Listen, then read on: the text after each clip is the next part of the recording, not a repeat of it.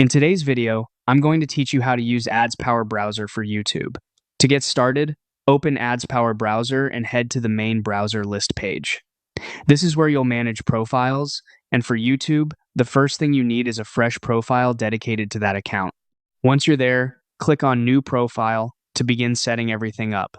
Next, enter a profile name. Make it something clear and easy to recognize later, especially if you plan to manage multiple accounts. A simple, organized naming style can save you time when you come back to this dashboard. After that, scroll down until you find the proxy type section, then open the drop-down menu. From the list of options, choose HTTP.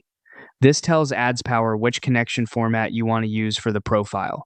Now, enter the host and port for your proxy. Be careful here, because even a small typo can stop the connection from working properly. Then type in the proxy username, followed by the proxy password. As you fill in these fields, double-check everything for accuracy before moving on, since proxy details need to match exactly. Once the proxy is in place, click on Add Platform Account.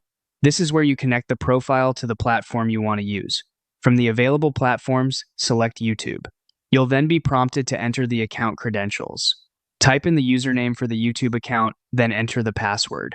For security and accuracy, it's a good idea to review what you've entered before confirming, especially if you're setting up several profiles in a row.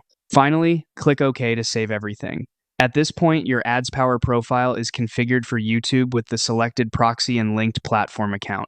If anything doesn't work as expected, the first things to recheck are the proxy settings and login details, since those are the most common setup issues.